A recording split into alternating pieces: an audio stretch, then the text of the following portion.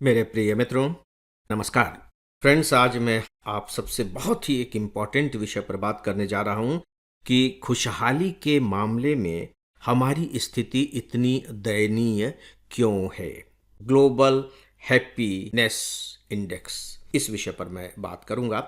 लेकिन इससे पहले एक छोटी सी सूचना दे दूं, और सूचना यह है कि मैंने ऑल इंडिया रैंकिंग जिनकी 20th रही है Ravi Raj civil service examination में, उनसे बहुत विस्तार के साथ बातचीत की है। और उस बातचीत का जो पूरा का पूरा विवरण है, वीडियो है, वो AFEIS के यूट्यूब पर अवेलेबल है।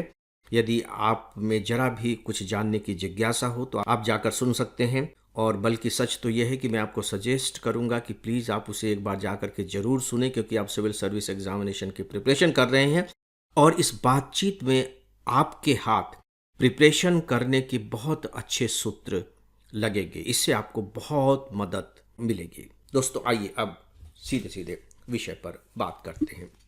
अखबारों में आपने पढ़ा कि 2026 की वर्ल्ड हैप्पीनेस रिपोर्ट आ चुकी है, और इस रिपोर्ट में फिनलैंड ने लगातार 9वें साल बाजी मार ली है। लगातार 9वें साल, ये बहुत बड़ी उपलब्धि है। वो पहले स्थान पर रहा है।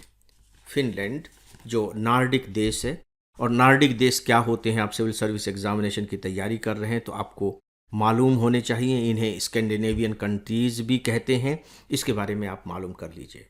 दोस्तों, ये जो फिनलैंड है, ये बहुत छोटा सा देश है। आबादी हार्डली, मैं समझता हूँ कि 55-60 लाख के आसपास की ही है।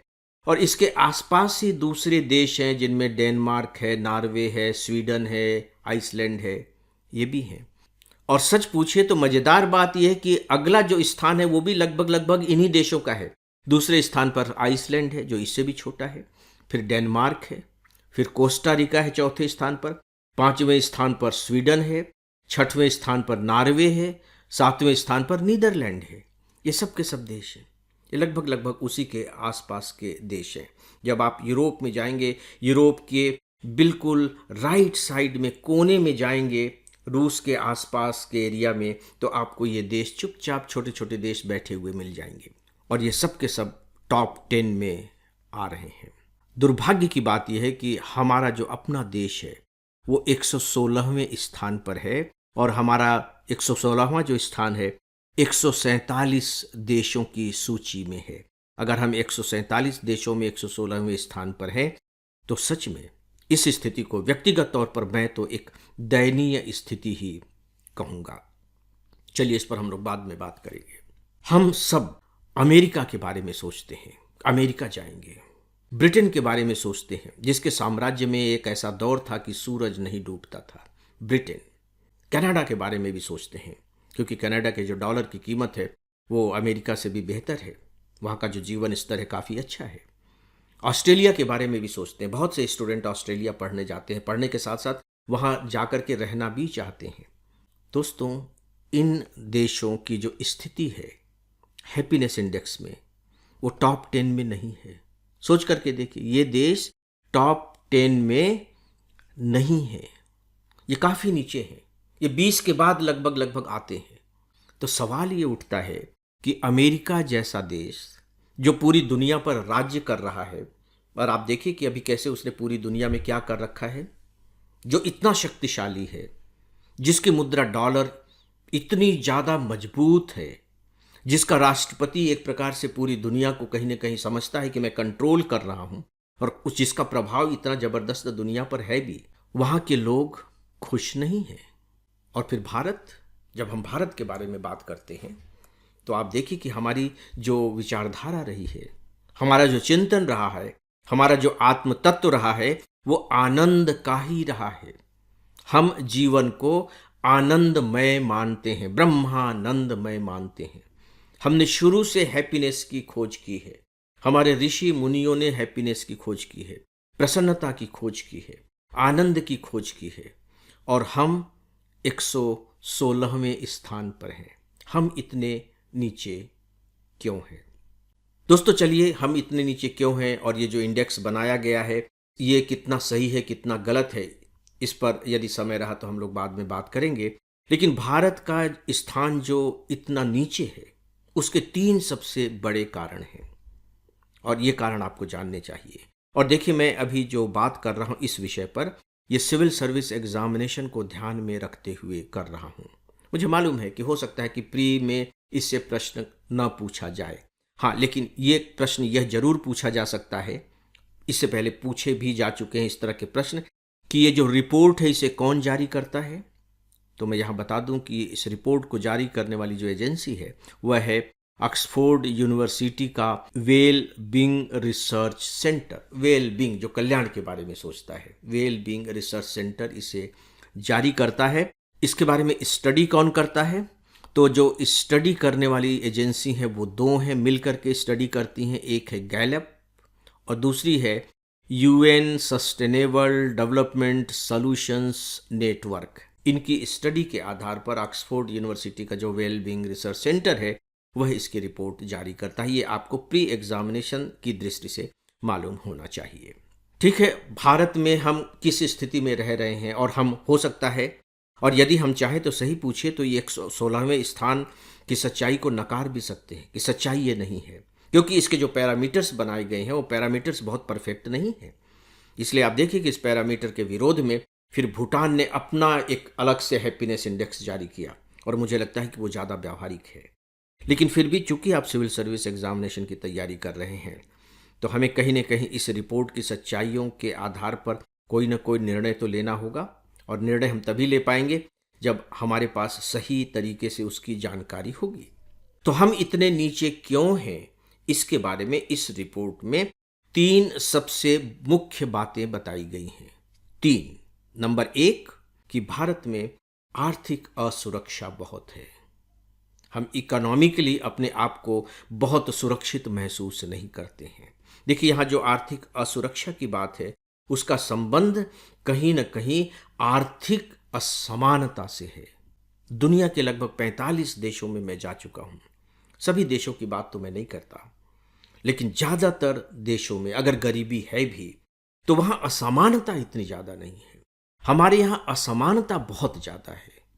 जो खाई है अमीर और गरीब के बीच की, वो बहुत गहरी है और बहुत चौड़ी है।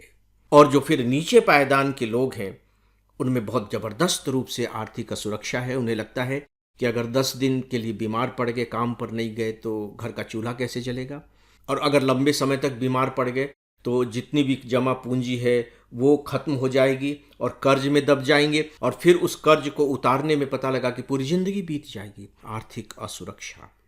दोस्तों, जो दूसरा कारण बताया गया है वह है डिजिटल अकेलापन। ये एक नया कारण पैदा हो गया है, डिजिटल अकेलापन।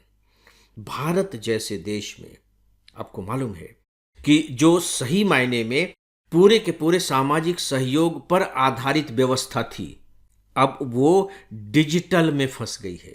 जिसको देखिए उसके हाथ में मोबाइल है और वो अपने मोबाइल के साथ लगा हुआ है। सोशल मीडिया में उसका पूरा समय खप रहा है।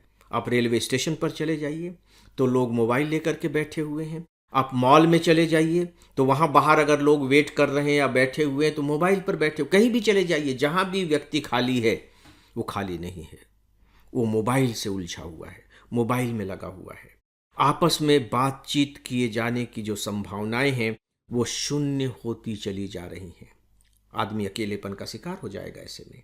आपको लगता है कि मोबाइल में आपका कोई साथ दे रहा है, लेकिन ऐसा है नहीं। और आपको ये जान करके ताज्जुब होगा कि इसी रिपोर्ट में ये बात कही गई है कि 25 साल से कम उम्र के जो युवा हैं उनमें सबसे ज़्यादा खुशी में गिरावट देखी गई है। उनमें खुशी सबसे ज़्यादा कम है, और ऐसा सिर्फ इसलिए है क्योंकि ये जो युवा हैं अपनी ज़िंदगी से असंतुष्ट हैं, बहुत ज़्यादा असंतुष्ट हैं अपनी ज़िंदगी से। और इसलिए असंतुष्ट इतने ज़्यादा नहीं है क्योंकि उनके पास रोजगार नहीं है, बल्कि इसलिए असंतुष्ट हैं क्योंकि उनको न तो दूसरों से जुड़ाव महसूस होता है और न अपने से। अगर अपने से ही जुड़ाव महसूस नहीं हो रहा है तो फिर सोचिए क्या होगा। वो अकेलापन महसूस करते हैं, और अकेलेपन को दूर करने के लिए वो स्क्रीन की शरण लेते हैं, और जब स्क्रीन की शरण लेते हैं तो पता लगता है कि उनकी खुशी बढ़ने की बजाय और घट जाती है, उसका स्थान उदासी ले लेती है। अकेलापन ये भारत में है। और जो तीसरा कारण है वह दोस्तों सामाजिक सहयोग की कमी। अतिथि देवो भव वाला देश है ये। सोचिए, ज्वाइंट फैमिली की परंपरा को कमजोर हुए भारत में बहुत लंबा वक्त नहीं हुआ है। भारत में सामाजिक सहयोग या फिर यूं कह लीजिए कि परिवार नामक संस्था बहुत मजबूत रही है। अगर उस देश में अब सामाजिक सहयोग की कमी दिखाई दे रही हो तो ये बहुत चिंताजनक बात है। तो दोस्तों, ये 3 कारण हैं जिसने हमें 116वें पायदान पर पहुंचा दिया है, जबकि मुझे लगता है कि भारत जैसे देश को तो फर्स्ट टॉप 10 में होना चाहिए। लेकिन यह एक कल्पना मात्र है। सच्चाई यह है कि अब ऐसी स्थिति बिल्कुल भी नहीं रह गई है। दोस्तों, आखिरी में मैं अब आप सबको एक छोटा सा प्रश्न दे रहा हूं। मेंस की दृष्टि से थोड़ा सा समय निकाल करके इस पर काम कीजिएगा। मेरा छोटा सा प्रश्न है कि क्या आप खुश हैं? कारण सहित उत्तर दें। 150 शब्द।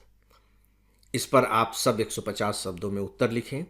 उत्तर अपने पास ही रखें, उस पर बार बार विचार करें और विचार करने के बाद यदि आपको लगता है कि नहीं, आप इसे और बेहतर बना सकते हैं और बेहतर उत्तर लिख सकते हैं, तो उस पर प्रैक्टिस करें। फ्रेंड्स, इस विषय पर आज बस इतना ही, और इसी के साथ ही आज के इस डेली ऑडियो लेक्चर को अब यहीं समाप्त करता हूं। नमस्कार।